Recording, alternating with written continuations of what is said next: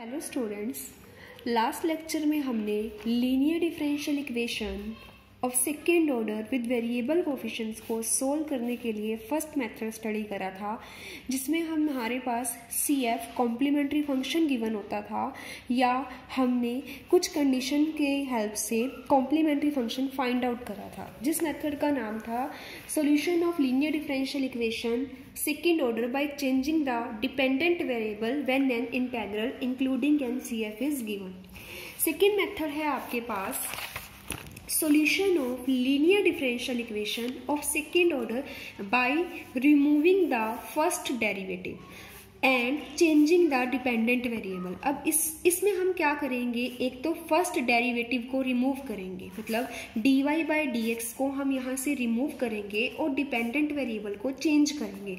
Dependent variable मतलब जैसे हमारा y है, हम y को किसी और वेरिएबल में चेंज करेंगे। अब इस मेथड से के लिए कुछ स्टेप्स हैं, देखो। इन सबसे पहले आपके पास जो भी सेकेंड डिग्री की लीनियर डिफरेंशियल इक्वेशन गिवन होगी, आप उसको उसकी जर्नल फॉर्म में लेके आओगे। This is general form. General form में क्या ध्यान रखना है कि जो आपका d square y d x square, मतलब जो आपका higher order derivative second order derivative होता है, उसका कोफिशिएंट 1 होना चाहिए। ये d y by d x का कोफिशिएंट p होगा, y का कोफिशिएंट q होगा और आपका राइट साइड r होगा। फिर आपने जैसे अब आपने इसमें कंप्लीट सॉल्यूशन जो लेट करना है वही सेम होगा, y is equals to u into v.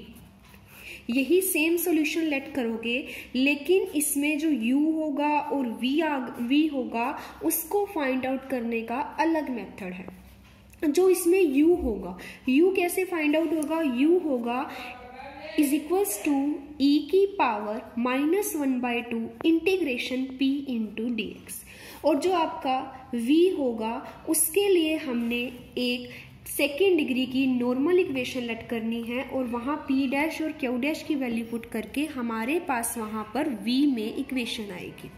अब मैं आपको इस मेथड को बाय एग्जांपल समझाऊंगी ताकि आपको इस मेथड में जो भी दिक्कत है वो आपकी दूर हो जाए।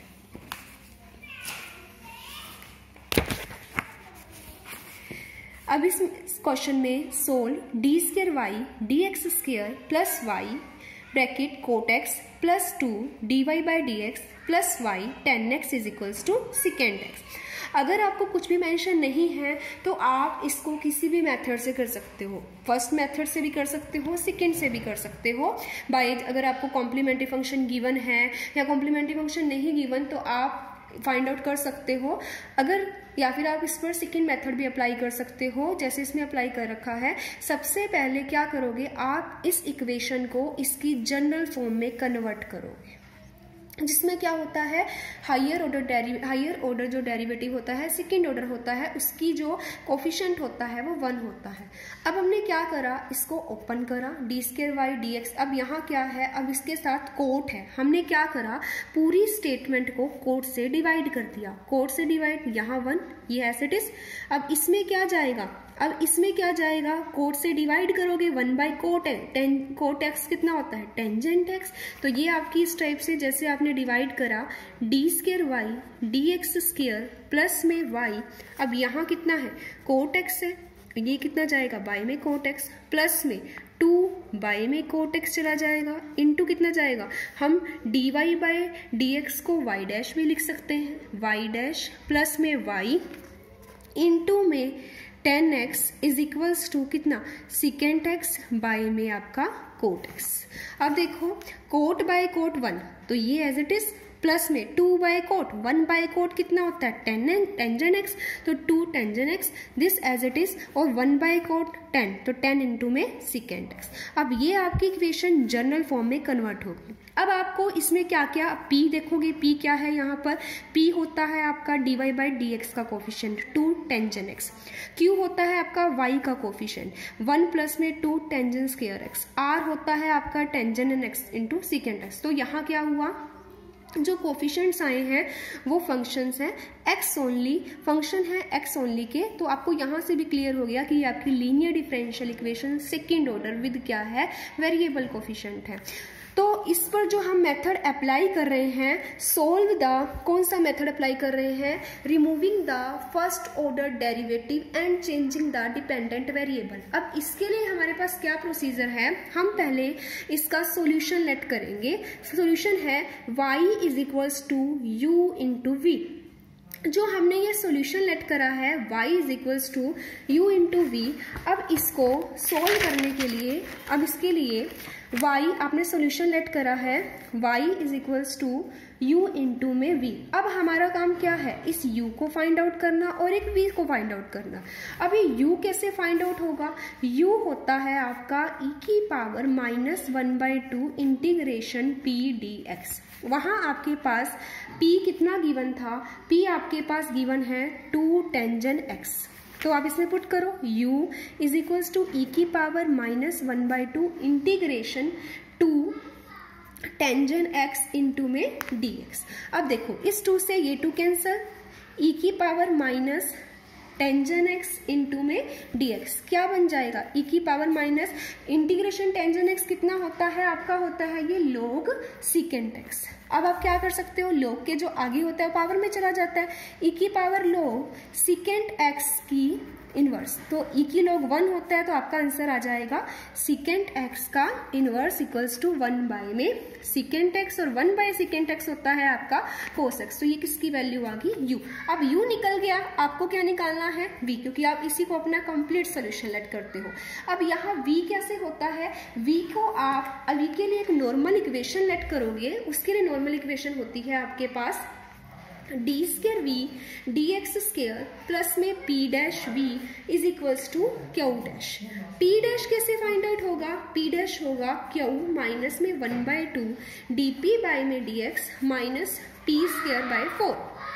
इस मेथड के लिए आपको ये स्टेप्स ध्यान रखने ही पड़ेंगे कि सबसे पहले फर्स्ट स्टेप था आपके पास इक्वेशन को जनरल फॉर्म में कन्वर्ट करना, दूसरा स्टेप क्या था, सॉल्यूशन लेट करना, क्या y is equals to u into we.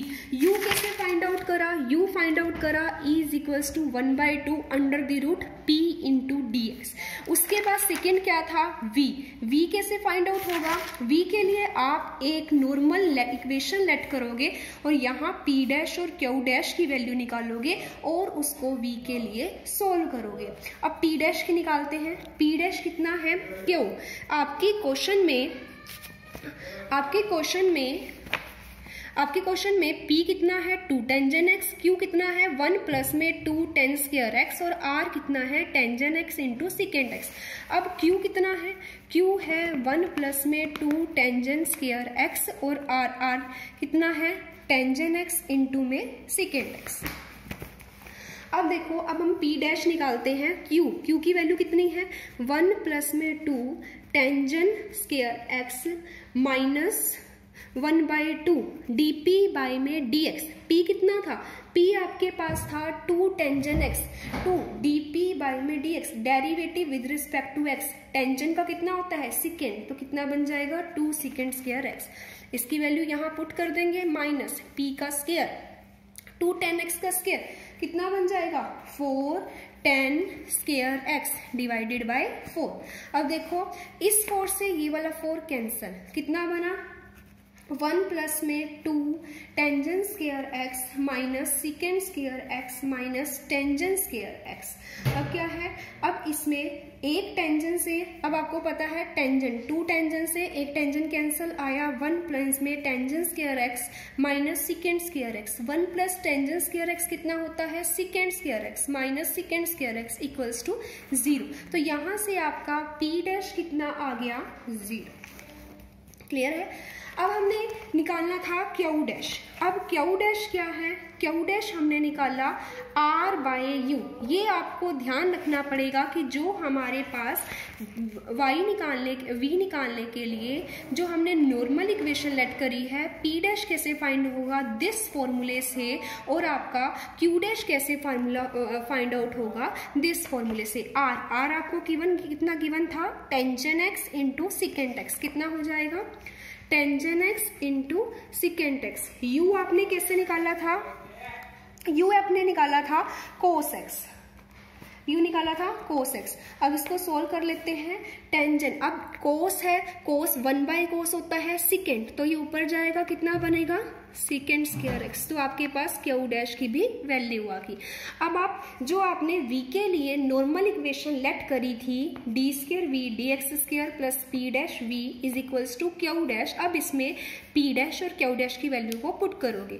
D square we D x square plus p dash कितना आया था आपके पास 0, तो 0 into v equals to Q dash कितना आया, क्यू डैश आया आपके पास टेंजन एक्स प्लस में tangent x into second square. अब क्या हुआ, अब आपके पास ये 0 आ गया, तो कौन सी फॉर्म बन गई, D square D x square equals to tangent x second square x.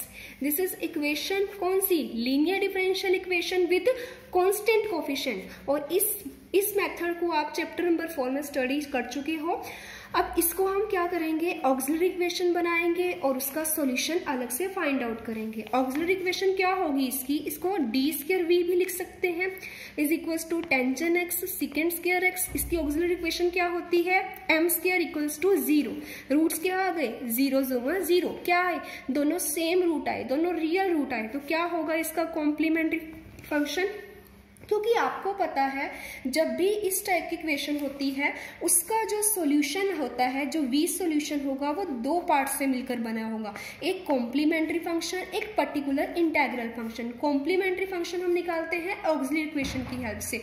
Complementary function आपका बन गया, दोनों सेम रूट है, c1 प्लस में c2x इंटू में e की पावर जो रूट होता है कितना है 0, तो c1 प्लस में c2x e की पावर 0 कितना होता है 1, तो ये आ गया आपका कॉम्प्लीमेंट्री फंक्शन। अब हमने क्या निकालना है, अब हमने निकालना है पर्टिकुलर इंटीग्रल फंक्शन।